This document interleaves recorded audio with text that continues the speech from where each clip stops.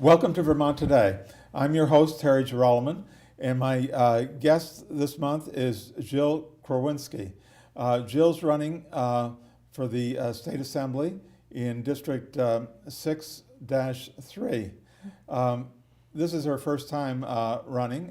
She was selected by Governor Shumlin to replace a candidate or a legislature that had to resign, and now Jill is here to ask for your vote. Jill, would you like to tell our viewers something about your background? Sure. Well, I grew up right outside of Buffalo, New York. I went to school at the University of Pittsburgh for urban planning and political science, and after several internships around social justice and economic justice, I decided to come to Vermont when I graduated to work on a campaign for some legislators who had lost their seats because of civil unions. And I just felt really strongly about that because they had the courage to stand up for what they believed in. They lost their seats because of it, and so I thought it would be nice to come up and help those people. And I just fell in love with Vermont, and so I've been here for over 10 years now, and I am so thrilled to be a state representative. So I'm currently serving, as you said, the governor appointed me in February, and since then I've been serving on the House Human Services Committee. Outside of the legislature, I live in the Old North End in Burlington, right on Spring Street. I work at Planned Parenthood of Northern New England. I'm the Public Affairs Director for Vermont. And I'm also involved with a couple of organizations. I'm a commissioner for the Fletcher Free Library, and I'm on the advisory board for Vermont Access to Reproductive Freedom. So issues that I care strongly about and mean a lot to me. I am working really hard out there meeting people on the campaign trail to talk about all of the issues that I care about: healthcare, safe and affordable housing, quality education, and I want to go back because we have so much work to do. One of the reasons that Governor Shumlin selected you for the legislature was that you had experience.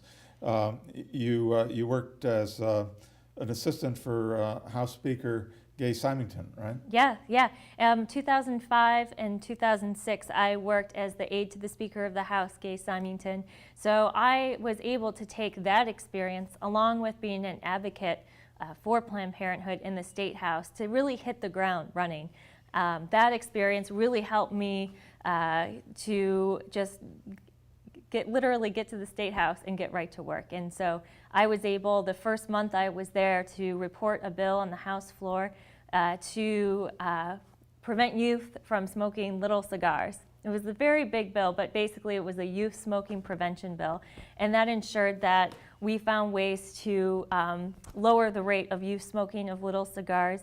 We also worked on that bill to make sure that there was better signage at places that sold tobacco for people to know what programs are available to help them quit smoking, which is really important. Sometimes, you picture going into a store and there's a sign on the wall that talks about the statute and what age it's legal to sell tobacco products at. And it's this legislative language that's really hard to understand. And so what this bill did was to ensure that the sign was very clear that this is a number you can call if you want to quit smoking. So I think that was really important. And I was proud to say that we got that bill passed. How long did you work for Gay Symington? 2 years, a year and a half at the State House. What does an assistant for a Speaker of the House actually do? That's a great question. So as the assistant, you are in charge of many, many, many things. So it's everything from administrative work, like keeping a schedule and looking ahead at what meetings need to come, making sure the speaker has all the materials they need for a meeting, drafting press releases, drafting constituent mail. But it's also managing certain programs that the speaker has an interest in. So at the time, the Speaker Gay Symington was really interested in making sure that young women had access to the State House, and we're really encouraged to get involved with the legislature. And so we worked on a program with girls, with the Girl Scouts, to start a program, Girls Rock the Capitol. And it was exciting to work with the speaker to get that program off the ground in 2005. And as a legislator, I was actually able to participate in that program, and I had a student I was mentoring from CVU. So that was really great to see how that all connected so many years later. But in addition to that, you're going on the road with the speaker and really helping to make connections on issues that that speaker cares about at the time. So we worked a lot around organizing healthcare forums across the state when we were talking about Catamount healthcare. So it's a really great job because you get to meet so many wonderful people who want to speak with the speaker about the issues that they are concerned about, and you learn so much. So it was a really great experience. And you've been working with Planned Parenthood now ever since you moved to Vermont? Nope. I started working for Planned Parenthood about 3.5 years ago. And so I started out doing communications work for Planned Parenthood as our communications director for all 3 states, Vermont, New Hampshire, and Maine. And now, 2 years ago, I became focused on public affairs. So public affairs is being a spokesperson for the organization. It's working with local committees, local towns, on helping them understand what our services are and what we need to do to be involved with the community around, working to expand programs for family planning services for low-income Vermonters. So it's a very rewarding job. I feel very lucky to be able to work for an organization that I care so deeply about. Planned Parenthood just moved they had a building up on near the UVM, and now they're in the south end. They have a brand new building in the south. Yeah, so we have a beautiful new health center on St. Paul Street, 183 St. Paul Street, and we have a great website that has a lot of services, numbers to call for appointments, and that's www.ppnne.org. And our health center is really reflective of sort of our new personality these days, which is, we're just so proud to be such a strong force and presence for women's healthcare in the state. So lots of bright colors, lots of bright sayings. As a result of moving there, however, we've had some issues around protesters, sidewalk counseling patients as they're coming in, giving them misinformation about some of the medical procedures that we do at Planned Parenthood. And so we worked long and hard with the police department and the city council and the mayor's office to ensure that every patient and every staff member felt that they had the privacy and the safety to come into the building, as well as allowing people to have rights to free speech. So it's a balancing act. Like I said, we worked with the city council and we got an ordinance through that would create a 35-foot safety zone from the building entrance and from the parking lot entrances. So it's 35 feet, gives us enough room to ensure patient safety and privacy, but allow the protesters to be able to voice their opinion. And so it came out of a really strong vote in the city council. It was a 13-1 vote, which is really strong, and the mayor signed it immediately. So we're really thankful for them for identifying the concern and taking action on it, and we're going to continue to ensure that the safety zone stays in place. You had a safety zone when you were up on the hill, too, right? We did not. Oh, you did not? Mm-hmm. Yeah. What we've seen as a result is a couple of things, is the increase in protest activity. We are literally, the sidewalk goes right up to the health center. At our old health center, we had a lot of green space in between that kind of acted as a natural buffer. So we don't have that here. So I think the proximity is one issue. Also the national rhetoric and language around women's health, I think, has really started to polarize some of our communities. And what we're seeing is that in Vermont, especially in Burlington, there's so much support for access to women's health care and Planned Parenthood.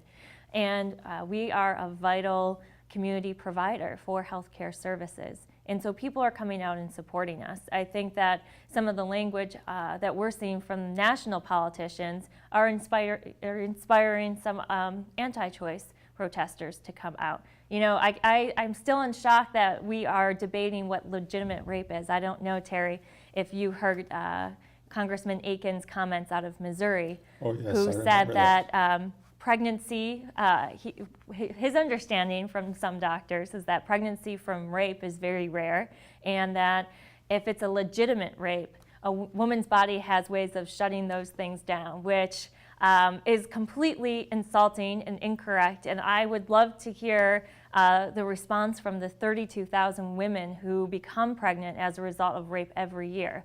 It is a significant number, and it's insulting to women. And so, it's comments like that that really motivate me to be out there as a legislator and speaking up for women's health and women's rights. 32,000, that's an enormous number. Is that just in the United States? Yes, every year. So that's almost 600 or 500 per state. In Vermont, maybe we have 200 or something?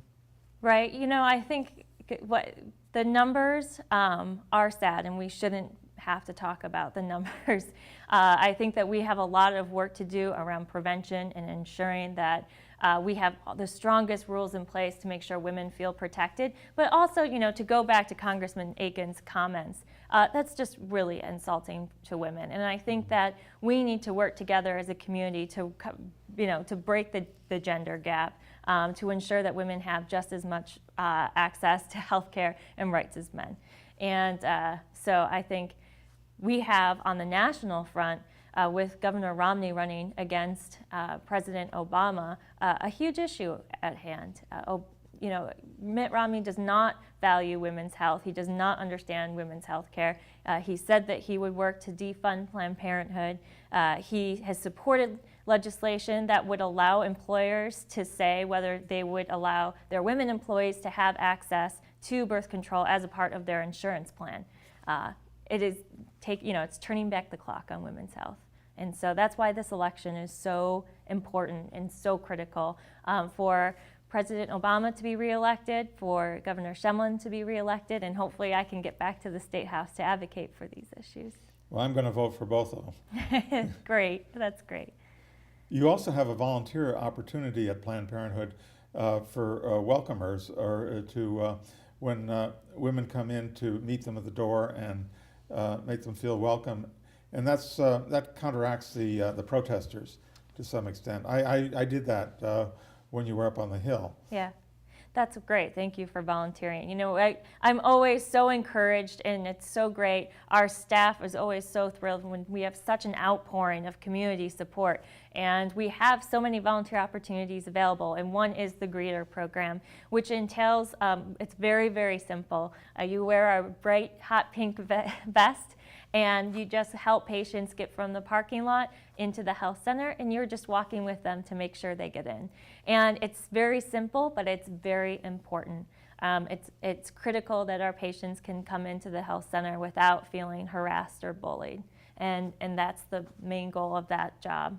So if people are interested in volunteering to be a greeter, we have a whole greeter program. Erica Keith is our volunteer organizer, and you can sign up on our website, ppnne.org. And it's important, especially important right now, I think, because there's that radical group that has 40 days of, what do they call it, 40 days of life or something? 40 Days for Life campaign. Yeah, and so it starts, on September 29? For the next 40 days, they're going to have demonstrators there all the time. Mm-hmm. That'll make the people feel uncomfortable, and you're close to the street, so Right. your people are vulnerable. Yep. So you really need the greeters. Yeah, we really do need the greeters. And going back to the patient safety zone, that has been so critical in making sure that the protesters are on the other side of the street. But that doesn't always stop them. We've had numerous violations. We've had to call the police a half dozen times to make sure that they stay within the safety zone rules. And so the greeter program is really important, and I really encourage people to sign up. I went to the reception at your new building, mm-hmm. and it's beautiful inside, much better than the old one, I think. So I'd rather have a nice inside than have the extra space outside. Mm-hmm. And so I'm happy that the City Council passed the resolution to. Yeah, the City Councilors, City Council President Joan Shannon was so supportive and was really a leader on this issue for us. And so big thanks goes out to Joan for all of her work and the rest of the council members. And we still have challenges in front of us that we have to face. There's now just on Friday, some anti-choicers submitted a court, I forget the term for it, but they are filing a lawsuit against the city for the buffer zone, saying it breaks their constitutional right for free speech, which in crafting this legislation in the ordinance, we made sure that we were using language that has been already upheld in court. So we stand with the city, Planned Parenthood stands with the city of Burlington, and we feel very confident that the safety zone will be upheld. Which of the city councilors voted against the safety zone?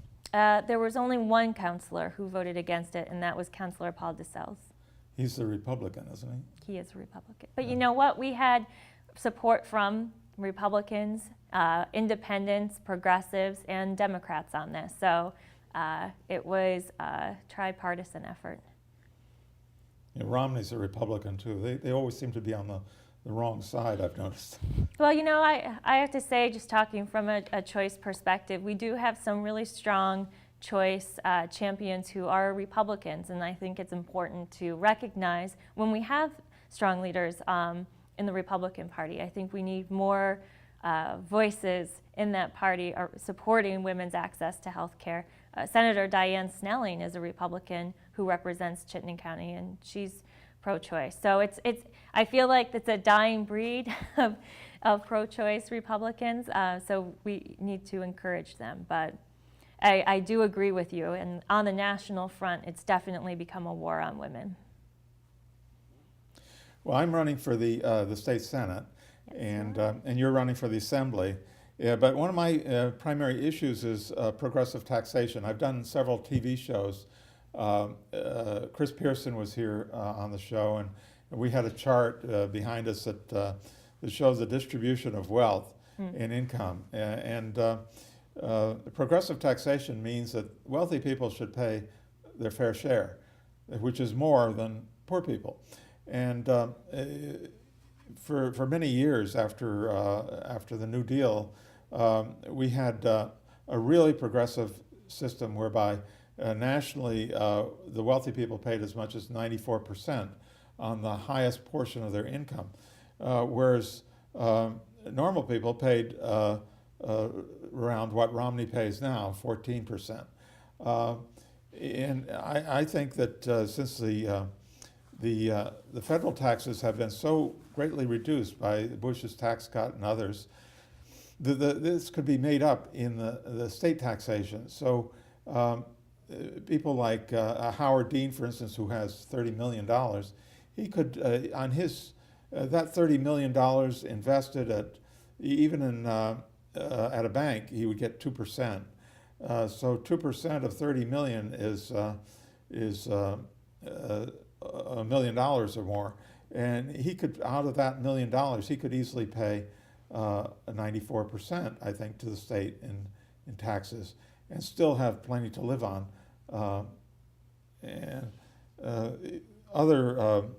For instance, if all the wealthy people in Vermont paid their fair share, we could have there would be no crisis of housing and health care. What do you think about that? I think that progressive taxation is a great idea, and we need to work for progressive taxation on so many fronts. You know, I think that when we talk about regressive taxation and what that means, I think for an everyday person, it's really hard to keep up with all of the language and what taxes and fees and how that works. But when you go to the gas station and you get gas for your car, you are paying what anyone else pays, no matter what their income is, right? So that is regressive. You are paying that fee no matter what your income is. But then we have on the broader scale these efforts to work on progressive taxation to ensure that everybody pays their fair share. And that has come up in the healthcare reform debate. And I think that as the state comes together with stakeholders and legislators, as we come together to talk about how we pay for it, we have to be thinking about it through the lens of progressive taxation, absolutely. And have you been thinking about that in healthcare reform with your effort? Yes, every May 1st, I'm at the State House, and we have a big demonstration at the State House on May 1st, and a march through the streets of Montpelier, and I've done that for the last 3 years. I did, before the governor was elected, I had the Governor Shumlin here with Dr. Deb Richter, and we talked about healthcare reform and the need for a single payer. I lived in Canada for over 2 years, and I had the immigration status, so I got their healthcare card, which in Quebec is called the Carte de Soleil, and you can go to any doctor, any hospital, and show the card, and there's no question of paying or everything is free, and it's financed through taxation in Canada, through progressive taxation. So ordinary people don't pay any more taxes than we pay, but the wealthy Canadians pay more, and everyone has free health care. And I think that's what we need here in Vermont. Yeah, Single payer. absolutely. I totally support single-payer health care. And you know, coming from a public health background at Planned Parenthood, you know, we hear stories from patients all the time who have to make really tough decisions, like whether to buy groceries or fill their birth control prescription, which is unacceptable. We shouldn't be having to force people to make these decisions. And so I am a strong supporter of single-payer health care, and I think that we need to really be thoughtful about what we include in those benefits. So, you know, mental health is a part of single-payer health care. It's covered. We need to make sure women's health care is covered, and we need to make sure that dental is covered. And I think dental coverage is a place right now that the state is seriously looking at and figuring out, can we include this in the package and how do we pay for it? And it always comes back to how do we pay for it? And I think this is when those stories from people in our community make a difference. You know, there was a woman the other day who was telling me that she doesn't have dental insurance and she has no coverage for it. And so she has lost one of her front teeth, and she can't afford to get that fixed. And when she goes for job interviews, she's trying really, really hard to find a job, and she's having trouble because of her appearance and the missing tooth. And so I think, you know, dental coverage is a big thing. We should be talking about it. I think it should be included. And I think, you know, these stories of how it really does impact every Vermonter on a regular basis, and, you know, stopping them from getting jobs is something we should be thinking about. Yeah, I definitely agree that dental should be included. One aspect of dental is the question of implants. And almost none of the dental systems include implants because they're expensive. It can go to $4,000 per tooth. But the implants are much better than the artificial teeth that you take in and out. And I don't know how many people have seen people with the artificial dentures, but it just looks disgusting when they take them in and out. And the implants are so much better. I have one, and the cost is artificially high. If we had legislation, and if I'm elected to the Senate, I will introduce legislation requiring that the procedure for implants be changed so that you don't have to be a super experienced dentist in order to do it. And that's the reason it's so expensive, that the requirements are so rigid, and yet the implants are easy to do. I've had one, and it's no more complicated than a root canal. And I pay $500 for my root canals, $4,000 for my implant. Now the whole thing is a question of legislation. And by changing the legislation, we can bring the cost down to where it can easily be included in the health plan.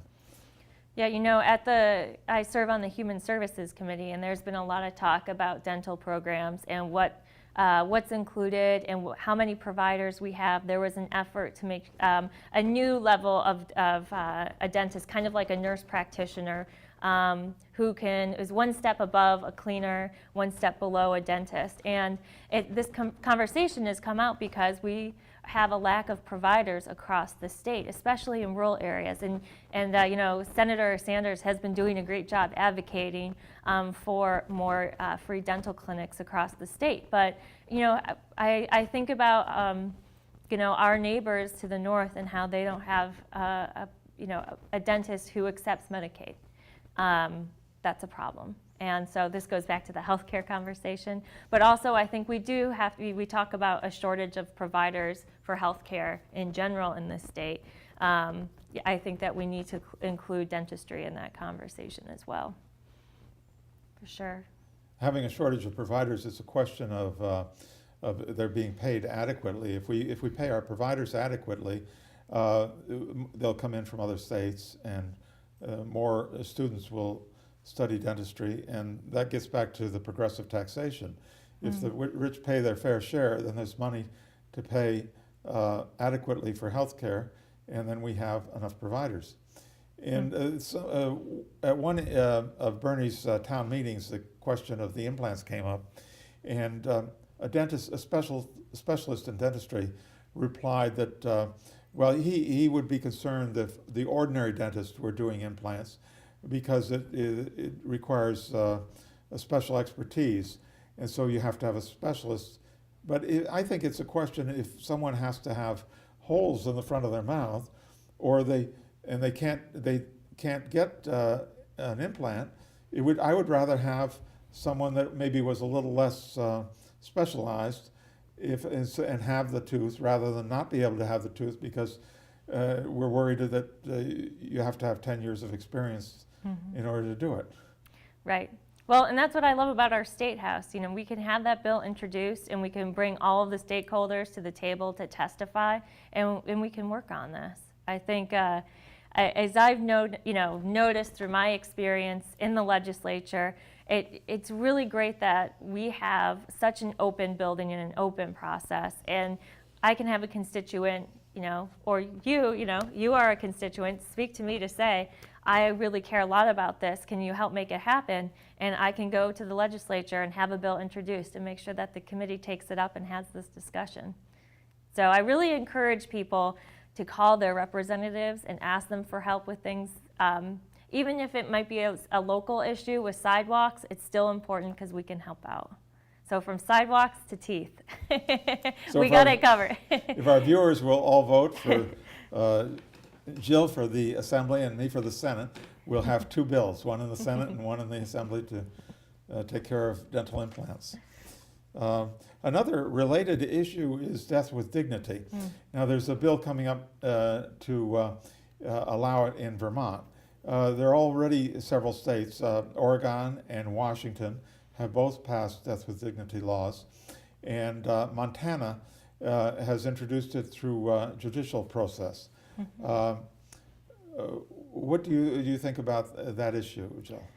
I think that is an incredibly complex and emotional issue, and it should be left up to each individual how they want to end their life. And I strongly support death with dignity. I've heard so many stories of people who've gone through really, really hard situations with various diseases and cancer. And some of the stories that I've heard are so heartbreaking, of people who are in intense pain and they don't have any choice but to be in pain until the end.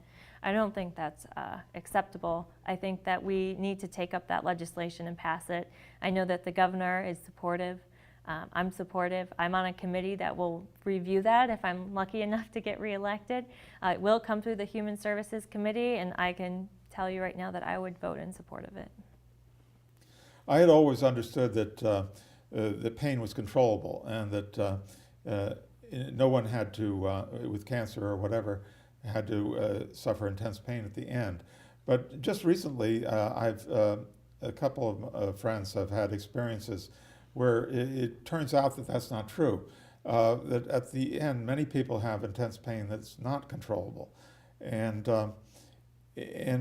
so it's only humane to allow them to decide if they're going to die anyway, to hasten it by a couple of weeks and avoid a period of intense pain. It also ties in with the healthcare system. We're talking about the cost of healthcare, and the cost of healthcare is greatest at the end of life. And if you allow people, where a situation is hopeless, to decide to terminate their life before a couple of weeks early, this will cut down on the overall cost of healthcare too. Well, I just really think that this is a very personal decision that a person should have the right to have this conversation with their doctor and their family. I think that this is something that we should be able to have the right to do. I think that this ties deeply with my personal views on choice. I think that having control of your own body and being able to make those decisions is incredibly important.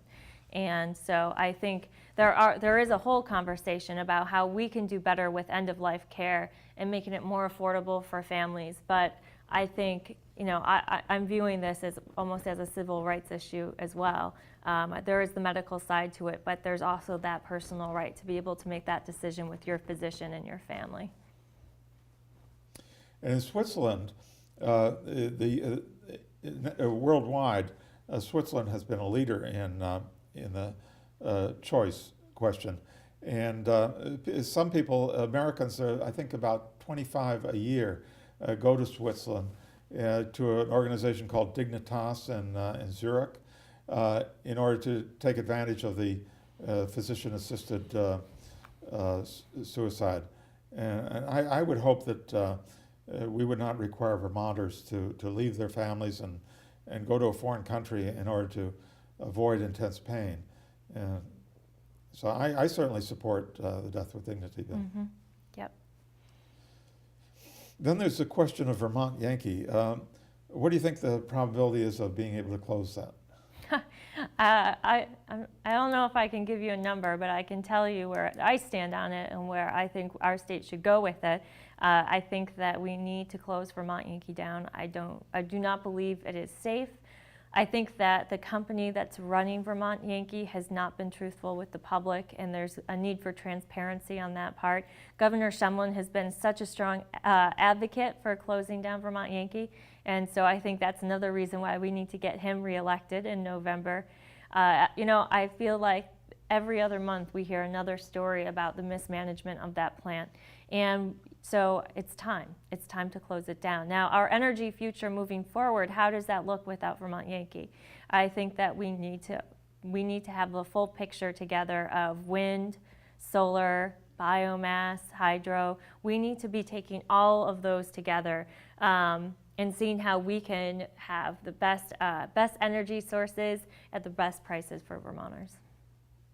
Wind was an issue in the Progressive Party campaign for governor, which was the source of the recount recently where Martha Abbott won. But I think that wind has an important contribution to play to our energy future. And Vermont has so many ridgelines, and I think windmills on the ridgelines would make a great contribution. And if you look at the industrial windmills, it seems to me they are an attractive addition to the ridgeline. What do you think about that? Well, beauty is in the eye of the beholder, right? Yes. I agree with you. I think that they do contribute. I don't think that they are ugly. I think that what we do need to do, though, is make sure that we're putting the windmills at the right places and we have the community involved from start to finish. I think that it's critical that everyone has a say and has a voice with these projects. And so I am sensitive. I understand where some of the Progressive Party had some issues with that. I think the Democrats have been strong advocates for wind and making sure that we're expanding our portfolio and what we're including with renewable energy and how we can also reduce our dependence on energy. And really we're talking about where we get our energy from, but also our consumption. And I think that we really need to talk about consumption too when we're having these conversations about what kind of energy we're going to have. We should be talking about how we can also reduce our consumption as well. The opposition to wind, too, comes from people a small community that lives near the mountain where it's going. But these wind projects benefit the whole state. I don't think that a small group of people should be able to deprive the whole 600,000 people in Vermont from clean energy just because they would say that maybe we don't want the wind in our backyard. Do you agree that we should be looked at from the point of view of the whole state rather than just a small community where the wind project is going? Well, that's a really interesting question, because I think that when you go to the town where Vermont Yankee is in, there's a lot of people who live in that town who support Vermont Yankee and they want it to stay.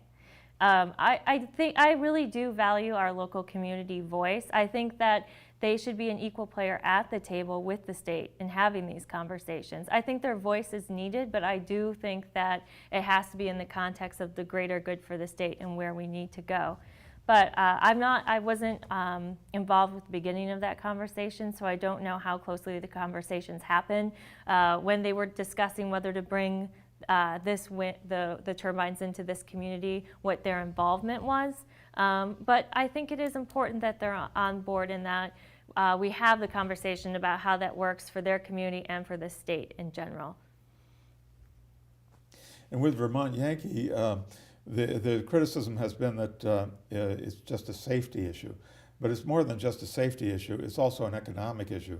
Because with all the problems that we've had with Vermont Yankee, the cost of this nuclear is going to mushroom, and we're going to have to pay cleanup costs, and by the time we get done with it, it's going to be a lot more expensive than coal or wind or solar or anything. And there's a good economic issue, I think, to get rid of Vermont Yankee as soon as possible.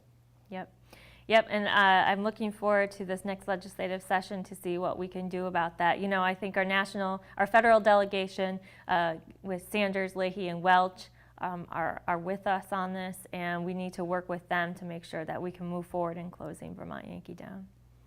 Another important issue for the upcoming legislative session is housing. There's a housing shortage all over the state, and especially in Burlington. For subsidized housing, there's a waiting list of 2 years for the buildings and 4 years or more for the vouchers. It seems to me the state could do something about housing. Absolutely. I think this is a place where we have so much more work to do. I think last legislative session we did pass legislation to help end some discrimination around housing and to put more money into housing programs, but we need to continue to do more. When I'm knocking on doors, I'm constantly surprised. The number one thing I hear about from people in the Old North End and downtown is safe and affordable housing. And so I view housing in several different fronts. I think having affordable housing, increasing the housing stock in the right places, making sure that it's affordable, holding landlords accountable. We need to do that. But safety, there are some houses in our community that should not be lived in, that there are unacceptable living conditions. And I want to really address that in Montpelier, because I think that is a huge problem and a huge concern. And also safety. The fact that some parents are telling me that they don't feel that they can let their kids play outside on their front lawn is not okay. So we need to do a better job and focus on how we can make communities more safe. And that's giving the tools and the resources we need with our local police departments. But also I think this kind of goes to the whole conversation we were having at the end of the legislative session around the prescription drug monitoring bill. And Terry, I don't know if you're familiar with that at all, but it was a bill to give more access to this prescription drug monitoring system. So a lot of the prescriptions that have been misused and sold, people on those prescriptions have their names in this system, and physicians and emergency department doctors can take a look to make sure that these aren't being abused. And we had a very long conversation about what that means for privacy and what that means for law enforcement and what that means for our health commissioner. And we found that there are some low-hanging fruit in how we can create this system to ensure that we're cutting down and tackling the problem around drug abuse with prescription drugs, but also what we can do proactively. And so we need to go back and finish our work on that bill. I know that it's a priority for the governor. It's definitely a priority for our committee and for our leadership at the State House. I think that will not solve the problems around housing safety, but I do think it goes back into helping and being one more tool that we can use to lower the number of drug instances like that. The prescription drug question ties in with the end-of-life choices that we were talking about before, because part of the reason that pain is not preventable at the end is that doctors are afraid of prescribing too much of a painkiller like morphine, or the painkillers are the same drugs that are sold on the street as illegally. So when you weigh the two factors, I would much rather be sure that the person at the end of life can get the painkiller and not worry so much about the other questions, because it's much more important that the doctor not be intimidated and be able to prescribe to every patient what they really need. Right, and let me be clear about this, that the goal of the monitoring system is to ensure that there's places where there are clear violations and people trying to get drugs from multiple providers. There's so many people, a majority of people do not abuse the system, and they do need their drugs. And this drug monitoring system, all of the tools within this system are really to flag instances where they are being abused or it's clear that they're being sold. So back to the housing issue. Housing is a special concern for me. I'm chairman of the Housing Board of Review in Burlington. Every 2 weeks at the police station we hear cases brought by tenants of landlords that have withheld security deposits or charged them improperly for damage to the apartment. We also hear zoning cases of people that require zoning variance so that they can provide additional housing. The shortage of housing means that landlords don't have to compete. So they know that the vacancy ratio is very low, and as soon as someone moves out, they can have someone else in the next day. So they don't have to, the basic capitalist principle of competition and trying to do better for your customer doesn't apply.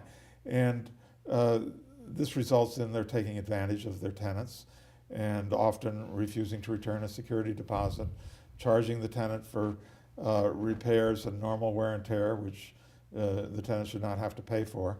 And that's why it's so important that we do something to alleviate the housing shortage, I think. Mm-hmm. Now, the question is, what can you do and how can you pay for it? Well, I live in a high-rise here in downtown Burlington, a 9-story building. And I think that's an ideal way to live. I'm within walking distance of everything in town. And you were there for a reception recently, Jill. What do you think about that style of housing? Don't we need more of those?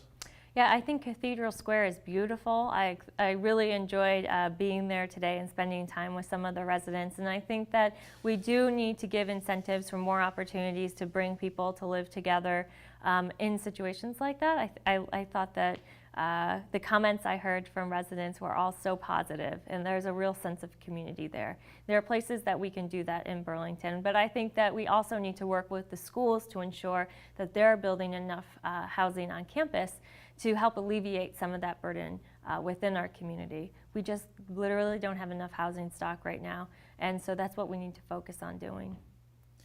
So if I'm elected to the Senate, one of my proposals will be that the state issue a bond to pay to have construction of at least one more 10-story apartment house in Burlington that will house 100 or more apartments. And the bond issue could be paid for over a period of 30 years out of tax revenue, or once the building is constructed, you get rents. So the rents will pay off the bond. So if this is done properly, in the end, it would be no burden at all to the taxpayer.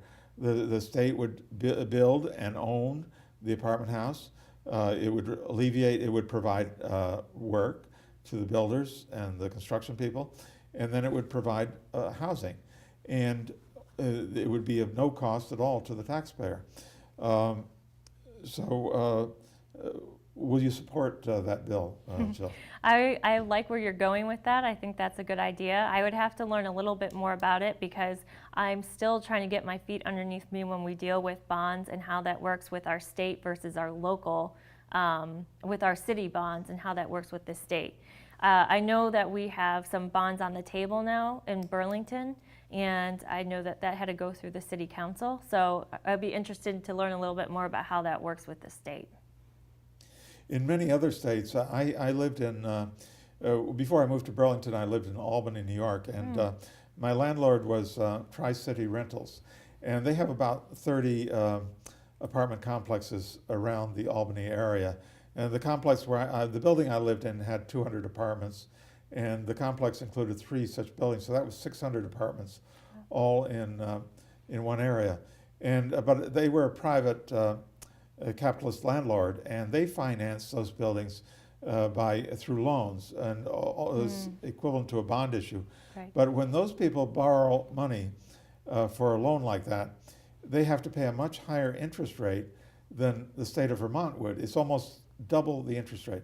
Wow. So that means that when they get their rents in to pay off the principal on the bond issue, they have to have higher rents.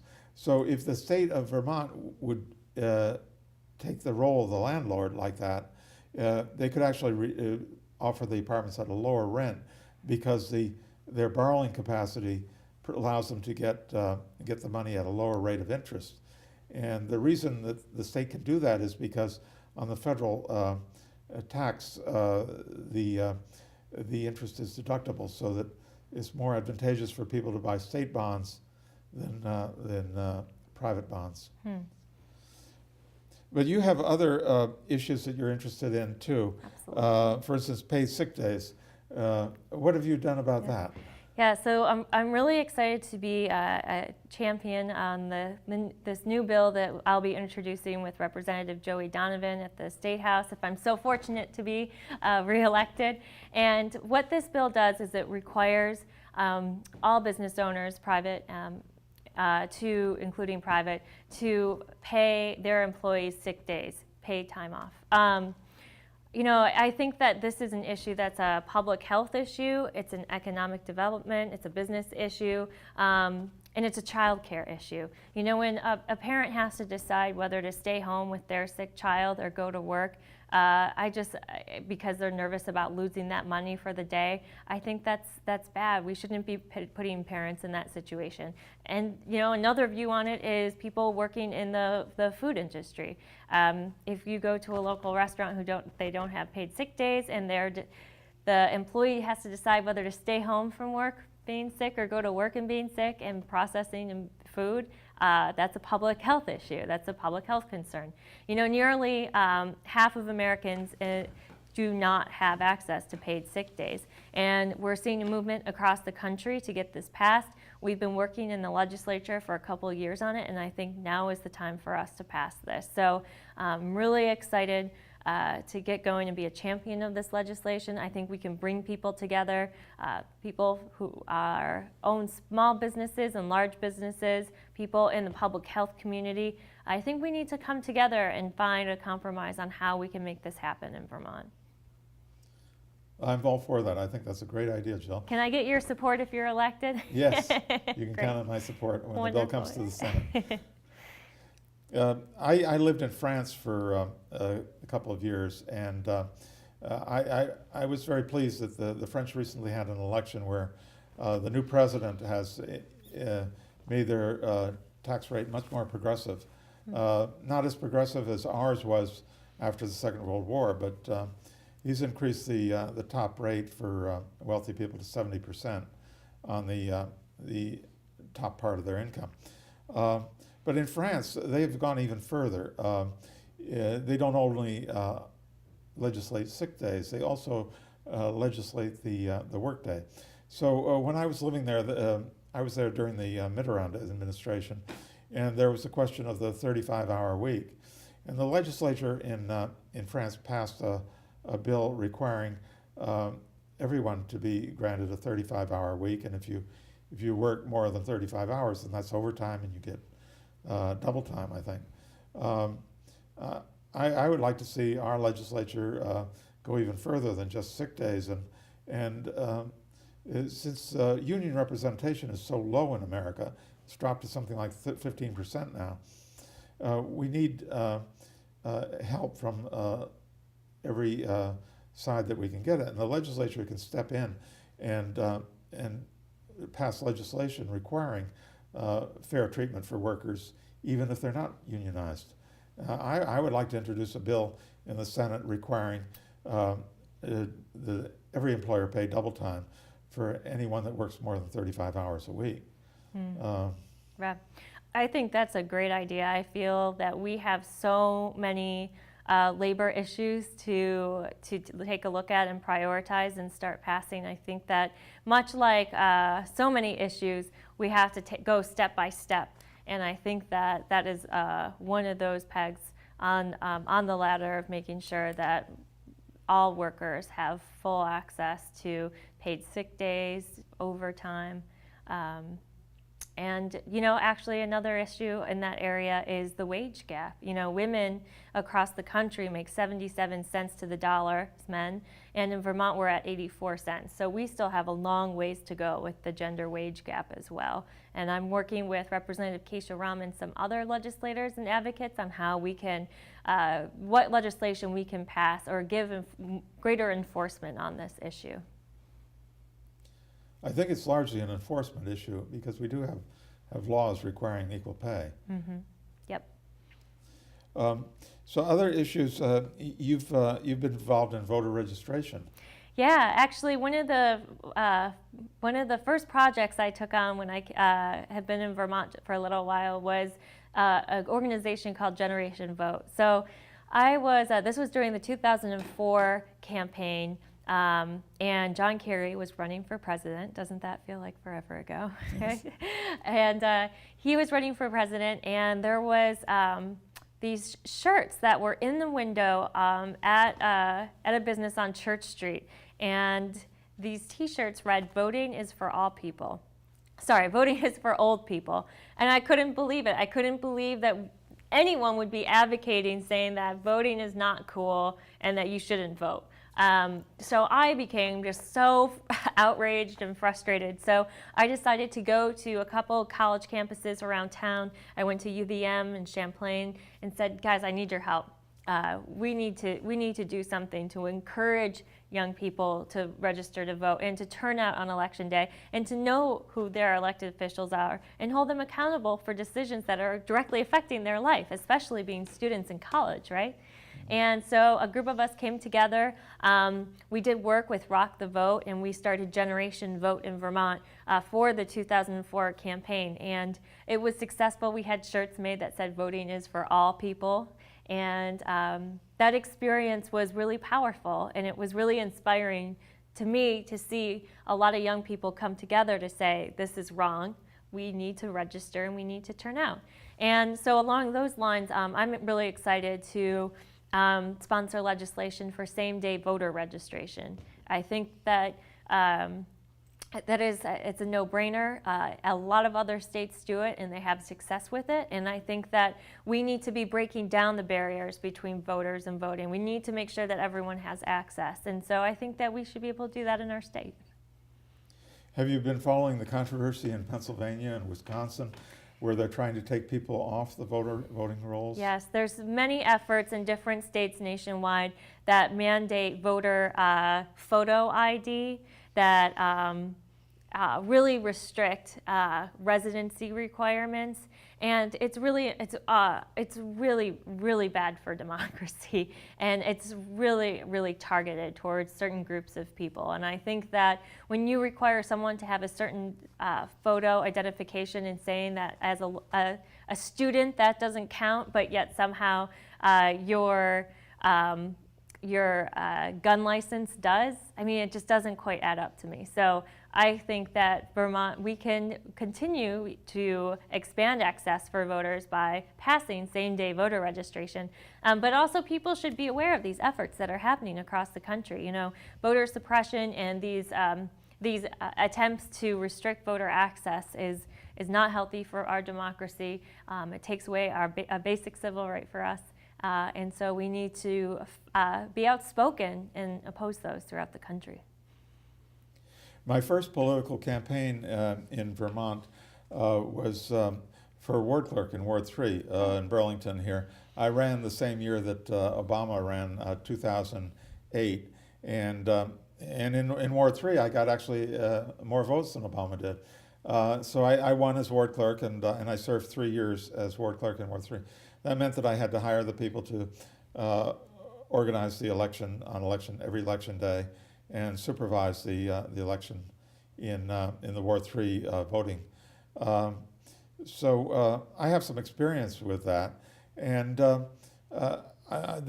awful thing about what they're doing in Wisconsin and Florida and Pennsylvania is that they're bringing this issue up just before the election, when there isn't time to get people photo IDs.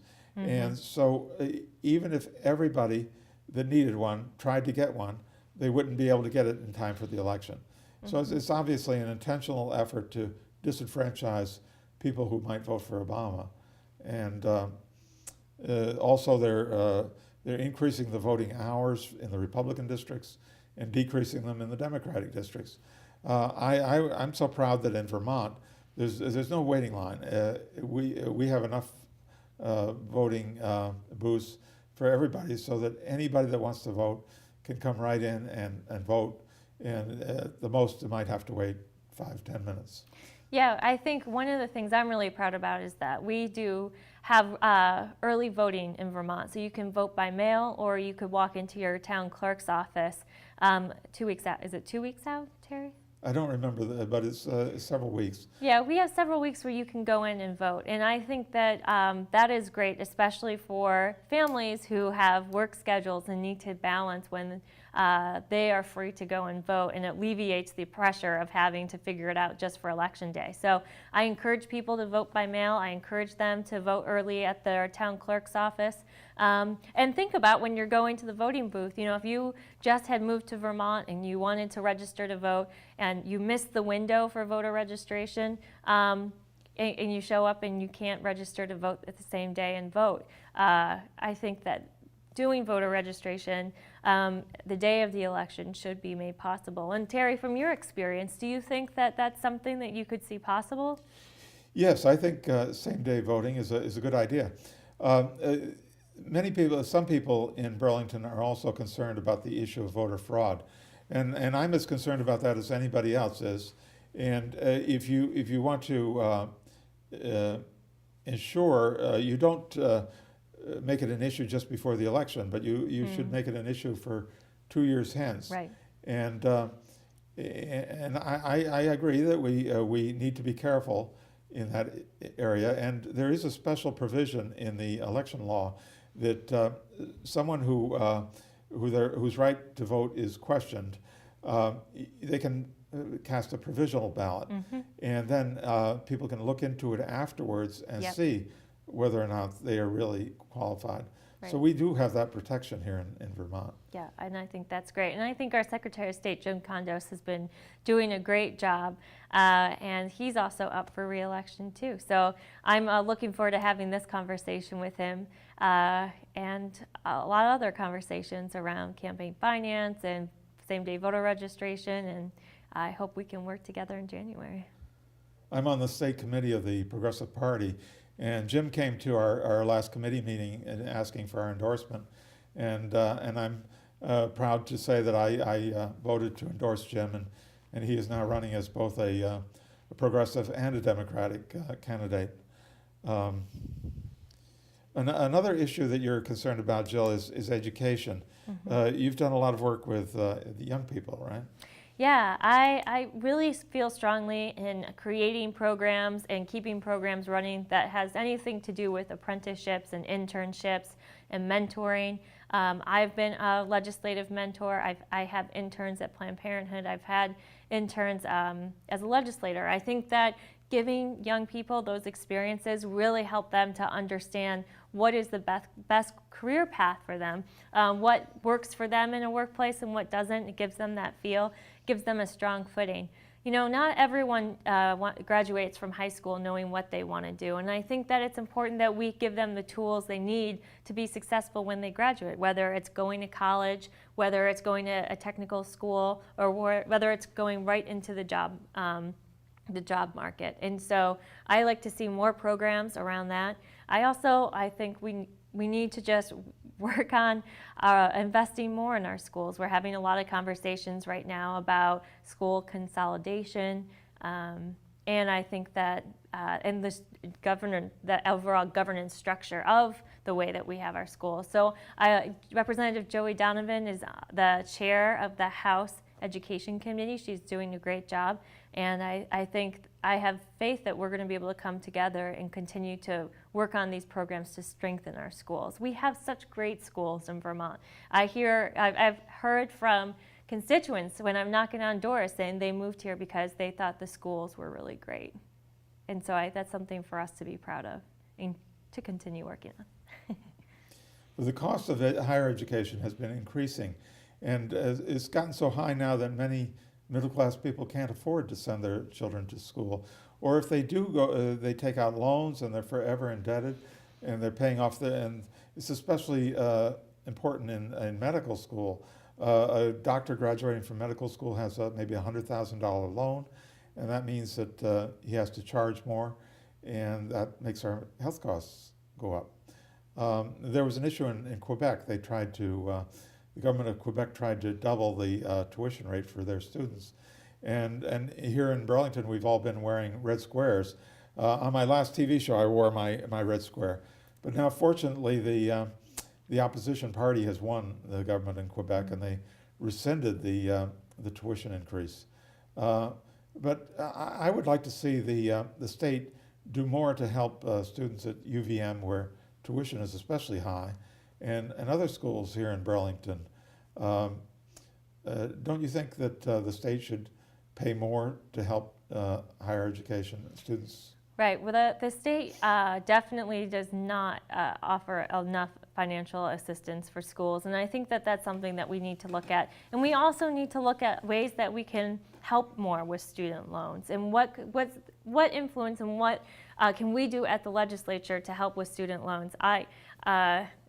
I'll give this number away, but I did graduate from college in 2002, and I'm still paying off my student loans.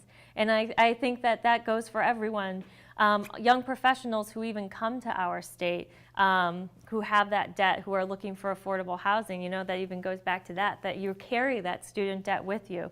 And that's really challenging. We've talked about programs where we can encourage Vermonters who go to Vermont schools to have a really great, really affordable student loan with affordable interest rate, with the caveat that they have to stay in the state a couple of years after to work. I think that there are some creative ideas out there on how we can help students with loans and create incentives as well. So I think we need to look at that when we go back. And I encourage people to send us their ideas around this. I know that across the U.S. there's work being done in legislatures on how we could tackle this problem. And you know, this actually goes to another point that I've been hearing a lot about. Being a young person running for re-election to get back to the legislature, we don't have a lot of young people at the State House. And I think having young people at the legislature when we're talking about things that directly impact us, like student loans, I think having that voice at the table makes a difference. And I think, you know, out of the current makeup of the legislature, less than 10 of us are under the age of 35. I think it's maybe 6 or 7 of us are under the age of 35. So I think that's something that we need to encourage young people to do, to have that voice at the table so we can find more creative solutions around these issues. So you're under 35? Yes, I am. Not for long, but yes. You mentioned internships. I got my first degree in electrical engineering from Northeastern University in Boston. And I did the bachelor's degree in electrical engineering in 5 years, as opposed to 4, because of the co-op program at Northeastern, which meant that during the 5 years, I got the equivalent of 2 years of work experience in an engineering firm, and so that's like an internship. And the result was that I had no debt. I was able to pay all of my student costs with the salary that I earned on the co-op program. That would be an idea for, I would think that maybe UVM could consider a program like that in their engineering school. Yeah, that's great. That is such a great program, and unfortunately, a lot of businesses offer internships that are unpaid, but those experiences are so important, and what you get out of it is very rich. Unfortunately, that doesn't translate to paying off your student loans, but I like that idea, and I think, again, that's why having young people at the table as a part of this conversation makes a difference. I've heard of those unpaid internships. I think of that like slave labor. Having had the experience of the co-op program where in my internship I was very well paid, and I also, all of the co-op students contributed to their employers. I can't imagine not paying an intern. I think interns should be paid.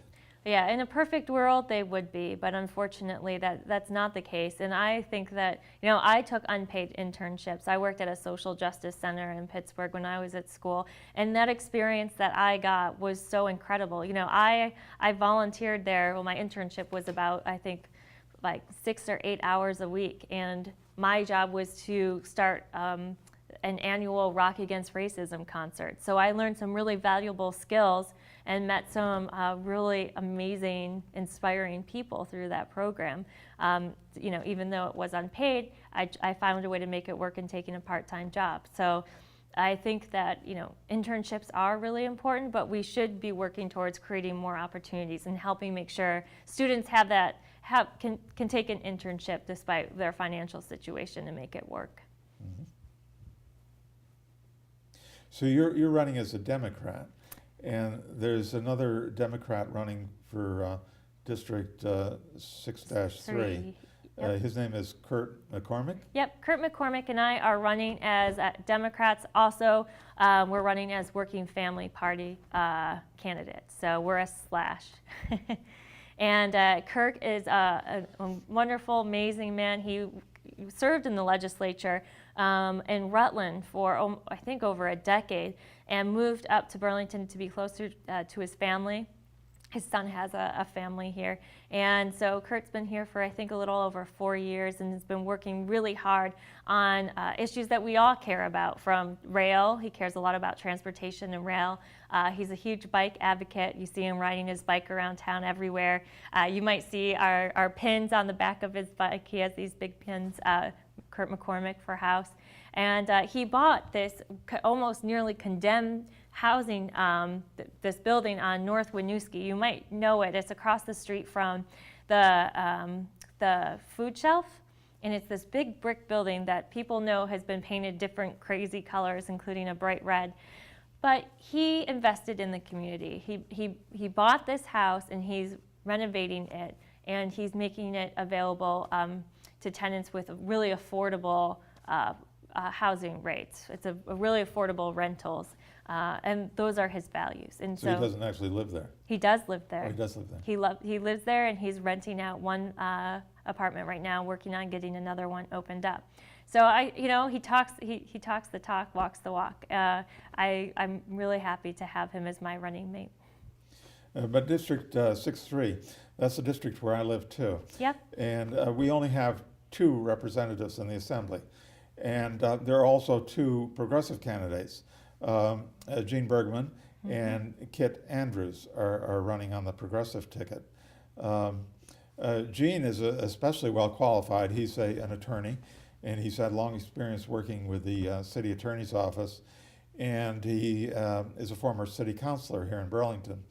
Being an attorney, I especially am anxious to vote, happy that I can vote for Gene, because I think he will do a really good job for us in the legislature. But there are no Republicans running for the. So we have to choose. There are 4 candidates. We can only There's choose 5. 2. Pardon? There's 5. I believe there's an independent in the race as well. Oh, there's an independent. Okay, she wasn't. That person wasn't on my list. Maybe they came in late. Weighing the Democrats versus the progressives, what do you see as the main difference between you're a Democrat and I'm a progressive? Politically, philosophically, what is the difference? Well, I really think it's up to individual. I think that there are a lot of values that we all share and a lot of priorities we all share. I think in this race, and for me, it comes down to experience and what we have to offer and what our priorities are. I can just tell you for myself, being in the legislature, representing our community, I'm able to go back and hit the ground running. I love being on the Human Services Committee. I've been able to tie specific legislation in based on conversations I've heard from constituents to pass that to make our community better. Single-payer healthcare is something I care deeply about, and I want to get that passed. I want to make sure that we're able to implement it, but we got to bring people together to get that done. I'm not going to Montpelier to represent a party. I'm going to represent my community. And so that's what I take with me. And that's why I hope I can count on your support and everyone's support out there.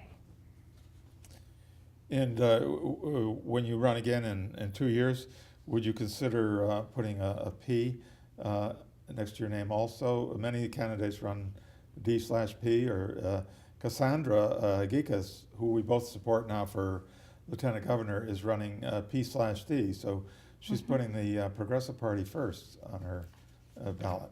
Yeah, Cassandra Gekas is an amazing woman. I don't know if you've had the opportunity to have her on your show yet or talk to her, but she is a strong advocate for women's health and women's rights, and she is also has experience in the legislature, and she's a younger woman. And I think we need to have more women at all statewide levels, and including more numbers in the legislature. So I'm psyched to be supporting Cassandra, and I'm always interested in having conversations with all political parties, especially the progressives, and how we can work together.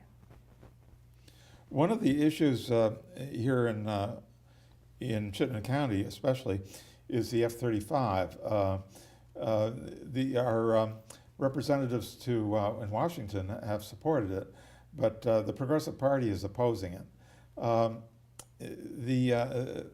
The new plane is 4 times as noisy as the F-16, which is there now, and having these planes fly over Winooski will make many of the houses in Winooski almost unlivable, and there's no plan currently to compensate these homeowners for the loss of their property. How do you feel about the F-35? Well, as of right now, I do not support the F-35s coming to Williston, and I think that one of my main concerns is what you bring up. I think that in order for me to change my position to support it, I think we need to have the state step up and say that they would ensure any housing loss or property values that these airplanes would bring. I used to work in Williston. We used to have a Planned Parenthood office in Williston, and I can completely sympathize with residents when you hear the planes taking off and landing. I would be on conference calls and people would say, "Where are you?" And our building would shake. And I think that has a direct impact on the work you're doing.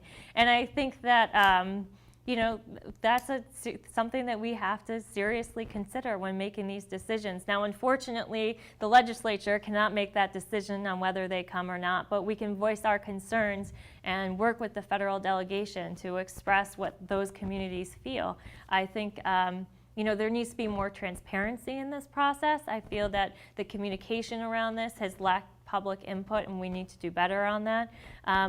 Let's hear what those planes actually sound like. It would be great if we could take a group down to Florida where the planes are being built right now to hear what those would sound like. I think there's ways that we can help educate the community and legislators and all the decision makers on what this actually means. So as of right now, like I said, I don't support it. I would change my position if we had those assurances from the state. and more transparency in this process.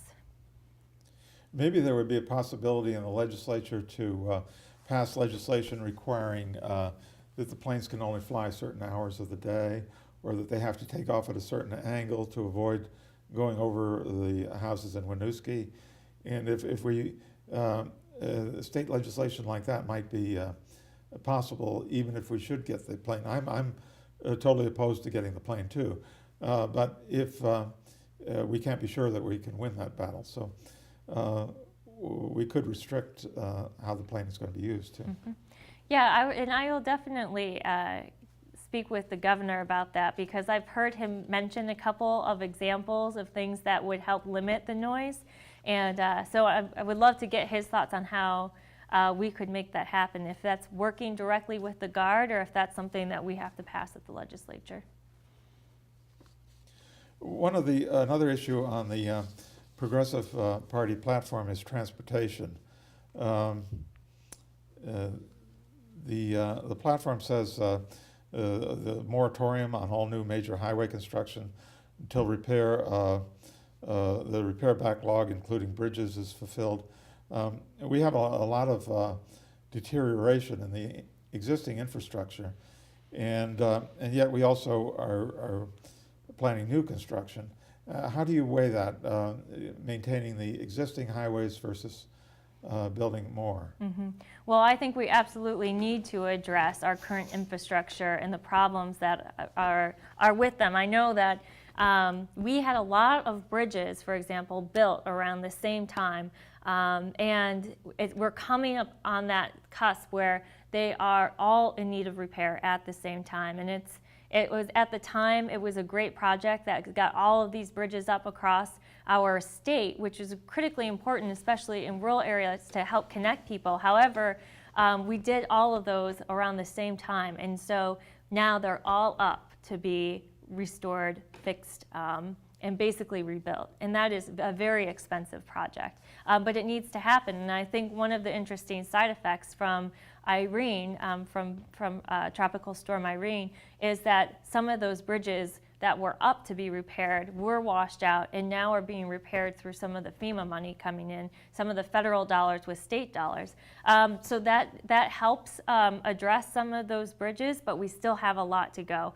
And so I do think that we need to really focus on making sure that all of those bridges are safe. I think that's a priority that we need to start with. I know that the House Transportation Committee has been working on this for years because it's been a concern, knowing that they're all coming up around the same time.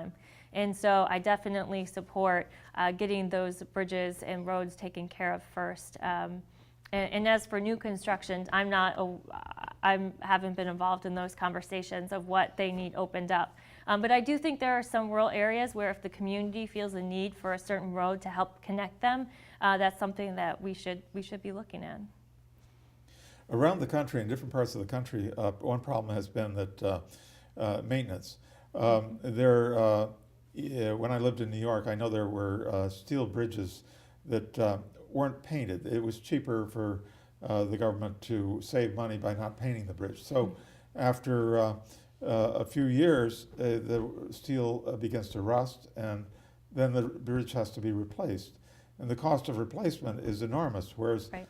the cost of maintenance, if you maintain a thing, it can last for hundreds of years. So one of the things that I think is important in the legislature is that we keep track that all of our infrastructure is maintained properly.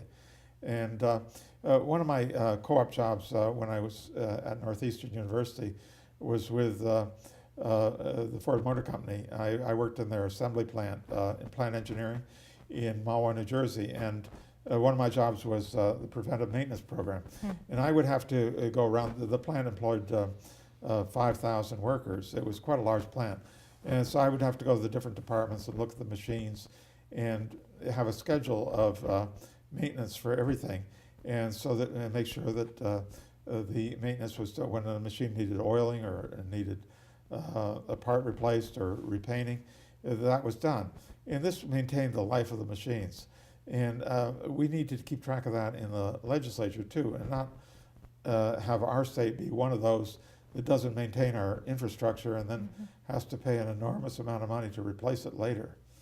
Right, absolutely. Maintenance is critical to ensure. You know, it's just like any preventative work, right? Going to the dentist on a regular basis, going to the doctor on a regular basis. We need to be doing the same thing with our infrastructure to make sure that, you know, putting in money now will save us money down the road. And on the issue of transportation and the Progressive Party platform, the next bullet is support development, improvement, and access to public transportation, including buses, light rail, van service, and Amtrak. So one of the issues in the legislature now is extension of railroad service from Rutland up to Burlington and maybe on to Montreal.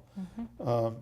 This would, I think, be a great addition, especially considering the fact that the major highways go on the eastern part of the state, and Route 7 is in many areas just a two-lane highway. And if we could extend the rail service, this would encourage more people to, especially traveling to New York or longer trips, to use the train instead of their car. Mm-hmm. And it would save gas, and it would save wear and tear on the highways. What do you think the probability is of being able to extend the rail service? You know, that's a great question. I know that there's a couple proposals out there for extending different parts of the rail line, so we would need to look at that. I think that in general, though, we do need to focus on creating incentives to get people on light rail. I think, you know, for me, bike safety and creating more opportunities for bike lanes are some low-hanging fruit now that we can do. I know that we have a really great bike system in Burlington, but we can do better to expand that. So I think when we're thinking about alternative ways of transportation, you know, Car Share Vermont is a great organization that's been really thoughtful about having cars available as a program you can buy into, to have use of cars only when you need it. I think carpooling programs and our buses are doing well. We need to do more with buses in our state. I think, you know, we have such a lack of opportunity for people out in rural areas of the state who feel disconnected. Our current system within Burlington is good, but we can do better. And I was just hearing stories today about people who use buses as their only mode of transportation, and the price of what a bus costs and having access to it with the hours. And so we can always do more, and we can do better. And I know that on the federal level, I've heard a lot from President Obama about the importance of investing in light rail. So I think that having leadership from the very top on this is really helpful. I'm enthusiastic about the new plug-in hybrids that the car companies are coming out with. The Toyota Prius plug-in and the Volt by General Motors. And I think Ford is also coming out with one. But these cars on a battery, they will run 20 or more miles often per day. And if you plug the car in at night, many people don't drive more than 20 miles a day. So this allows people to run on renewable energy. If we have windmills generating the electricity and then our cars running on the windmill energy, we can reduce our dependence on foreign oil and also save money. So as these, I think this is the wave of the future, and as these electric vehicles come in, I think in the legislature we should be sensitive to provide the plug-in opportunities so that people will be encouraged to buy these cars. One possibility is in all the public garages to have each parking space have a plug-in possibility. So when you park your car for the day to go to work, you plug it in. And we have public garages here in Burlington, and I would hope that they will be electrified as soon as possible so that people will be encouraged to buy the plug-ins. Yeah, well, I think the problem with that technology right now and those cars is that it's really expensive. I think it's hard for the average working family to afford a car like that for now. I'm hopeful that in several years as they become more available, that'll become more affordable for people.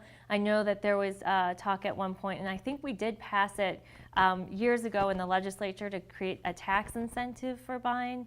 I think it was an electric car.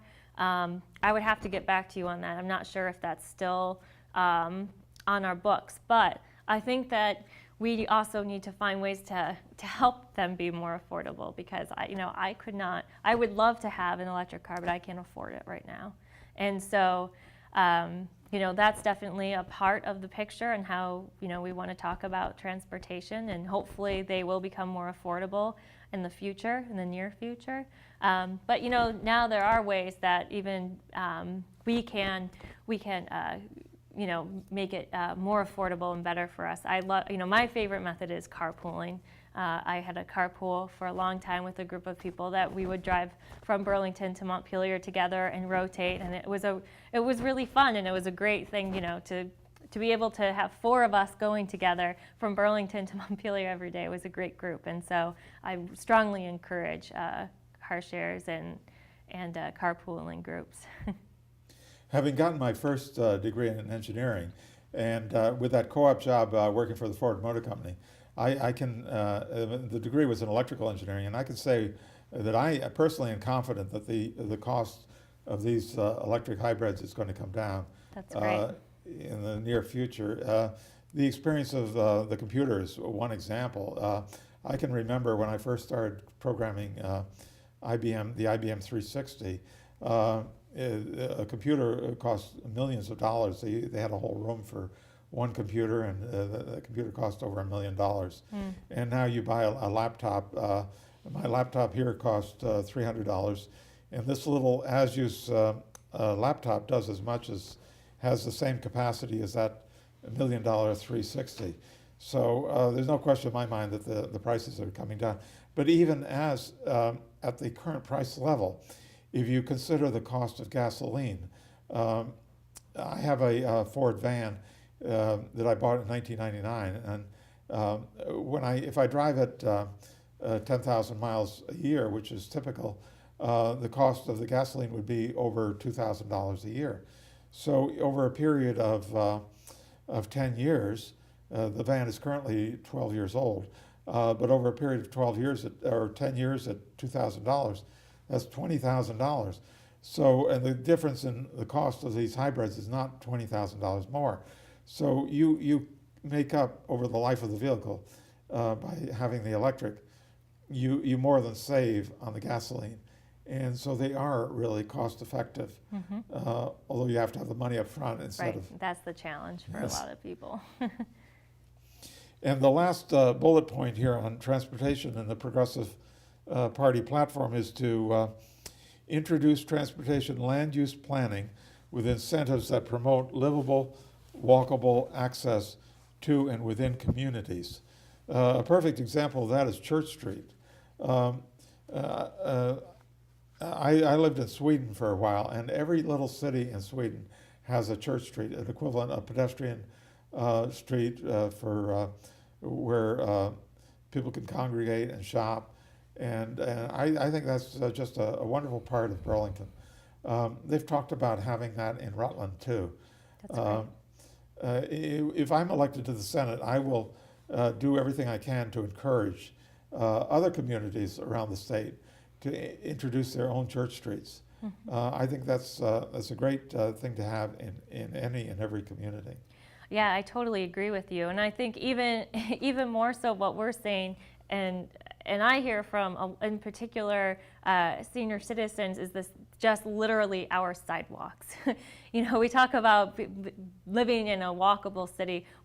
Not only do we need to be thinking about church streets, but our sidewalks in front of our homes and making sure that they're safe to walk on. I know that our Public Works Department in Burlington is working hard on that, but we still have a lot of sidewalks that need help and that aren't safe. If you are in a wheelchair or have a walker, it's really hard to walk on. So I think that we need to start prioritizing those as well.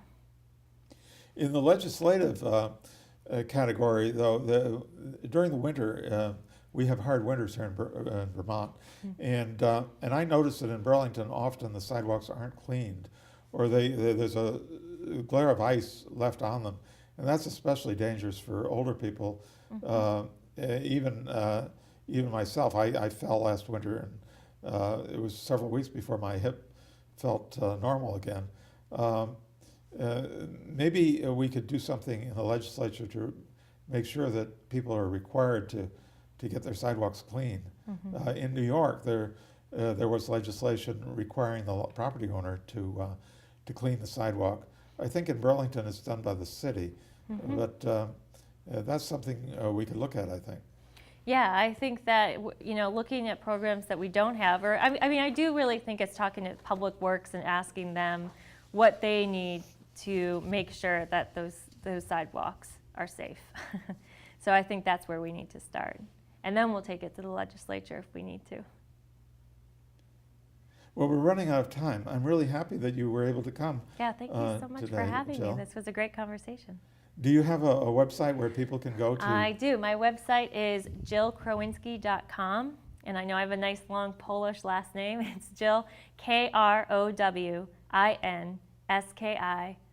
jillkrowinski.com.